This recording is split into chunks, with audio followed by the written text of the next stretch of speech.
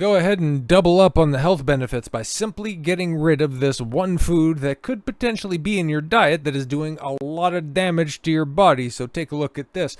You can double your weight loss, okay, which is fantastic in and of itself, by ditching this cancer-causing food from your diet. Okay, it's like, why are you having it in your diet to begin with? So all things considered, from what I can see, at least from this headline, we'll obviously get into this, there doesn't really seem like a downside to getting rid of this one food. Well, what are we talking about?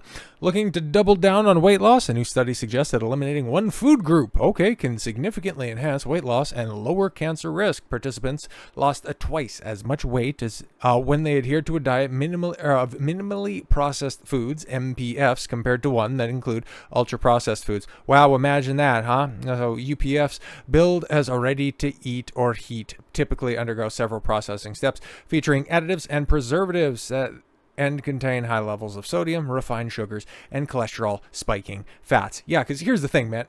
It's like, okay, ostensibly weight loss goes something like this: energy in, energy out. You bring in more energy, guess what? You're going to end up putting on weight. Now, if you're trying to do it healthily and you're trying to put on excess muscle, that's one thing. But generally speaking, for most of the population, you bring in more than you put out, you're going to end up packing on the pounds. But in the case of ultra-processed foods, like if you're hitting your caloric requirements for the day, even if you're living in a deficit, depending on the chemicals and depending on some of the processes, those could just end up sticking around in your body for a while. So yeah, the general conventions may not apply to a diet that is thrown off so badly by ultra-processed foods. So in a recent study, linked UPF exposure to 32 poor health outcomes, including a higher risk for cardiovascular disease, cancer, metabolic syndrome, obesity, non-alcoholic fatty liver disease, type 2 diabetes, and even premature death. In this latest trial, UPFs were relatively healthy. Okay. The items include store-bought breakfast cereal, granola bars, fruit snacks, flavored yogurt cups, instant noodles,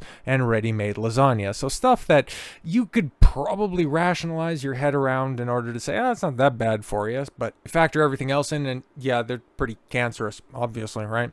By contrast, participants on the MPF, a minimally processed food diet, were fed catered meals of overnight oats with fresh fruit, plain yogurt, and toasted oats and fruit, handmade fruit and nut bars, freshly made chicken salad, homemade stir fry, and spaghetti bolognese. Honestly, that MPF diet actually sounds a hell of a lot better than the ultra-processed one. Like, full stop. I know there's going to be a lot of sugar and there's a lot of stuff that's probably designed to trick all of your taste buds to the UPF side. But yeah, all of that homemade stuff actually sounds like really good.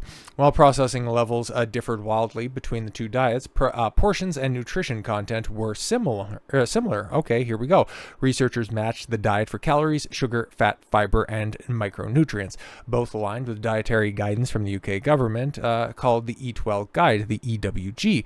Participants lost weight on both diets, but considerably more when they abstained from UPFs. At the end of the 8-week trial, participants in the MPF diet lost 2% of their body weight compared to the 1% loss for the UPF diet. Interesting. Okay, so yeah, when the numbers match up to one another, you find the UPF side of life, once again, coming up short. These results were published this week in the Journal of Nature Medicine, obviously when this article was published a while back. Now, while these numbers were small, the trial period was relatively short. They extrapolated over a year. Participants on the MPF diet would lose between 9 and 13% of their weight, while those that adhere to the UPF diet would drop somewhere between 4 and 5%. Oof.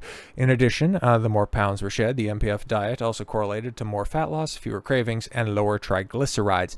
Choosing less processed options, such as whole foods and cooking from scratch rather than ultra-processed, packaged foods, or ready meals, is likely to offer additional benefits in terms of body weight, body composition, and overall health, said senior study author Rachel Batterham of the UCL Center for Obesity Research. Researchers believe that some of the weight loss can be attributed to people eating less on the MPF diet, since UPFs are hyperpalatable. Despite the known risk, UPFs can be a tough habit to kick since they have been engineered for convenience and cravings, with a combination of flavors, additives designed to encourage addictive eating behavior. Comparatively, participants scored the MPF diet lower in taste and flavor rating, suggesting that they ate less because the food was less compelling and addictive. Still, researchers noted that people were able to lose weight on the UPF diet, contradicting previous claims that UPF UPFs inhibit weight loss. Betterham maintains that this is owned in part to the particular UPF diet following nutritional guidelines. Exactly. Not eating until you're full because, yeah, a lot of UPFs are just nutritionally and structurally vapid. Like, they'll be full of fats and calories, but there's nothing really of substance, not a lot of fiber, not a lot of other nutrition, no micronutrients to really speak of. So yeah, you just end up consuming so much, you just naturally pack on weight because you'll want to be full, and it's never going to trigger that because, frankly, you're never going to be full. The best advice to people would be to stick as closely to nutritional guidelines as they can by moderating overall energy intake, limiting intake of salt, sugar, and saturated fats, and prioritizing high fiber foods. There you go, such as fruits, vegetables, and nuts. One situation in which UPFs may edge out their whole food competition rather. Plant-based meat, yes, replacement products, and we've talked about those a lot over the years. They are garbage. They're loaded up with chemicals. They aren't quite as bad as UPFs, but if you can say that honestly in the same sentence, you're not exactly a winner at all whatsoever. So with all that said, thank you all very much for the gift of your time. I've been Don Consuelo. I want you to follow your gut and get after it. Take care, everyone.